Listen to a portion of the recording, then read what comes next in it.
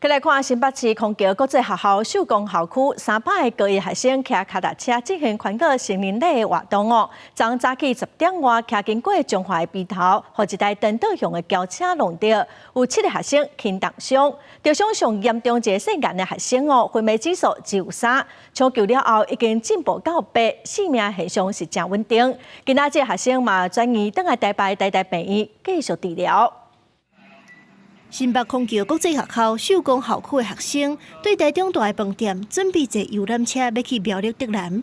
经过疑的意外，一个学生心内犹原惊，校方赶紧调整行程，23规工无骑车。中间我们会利用一些时间，让师生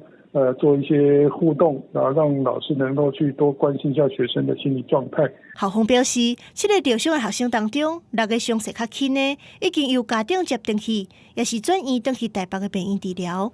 其他学生后续行程嘛调整，上尾2天改骑安全的自行车道来完成预定的活动。也若是伤势较严重细眼的学生，是送去中华基督教病院的时阵，昏迷指数干那3，经过抢救，这昏迷指数进步到8分。虽然有好消息，但是还没有完全脱离险境，目前仍旧在加护病房全力抢救当中。不过医生指出，目前也未脱离危险，病情也搁爱观察。原来是这个肇事姓肖的驾驶，事发进前嘛有民众的行车记录器翕到，伊经过这个路段的时阵，车速一个紧一个慢，佫会危险切车道，甚至一度传出失联。警方疑已经甲伊具体告案。本分局不排除任何的可能宜第一时间要报请检察官指挥，并申请核发尿液及血液的鉴定许可书采验之后紧急送验中。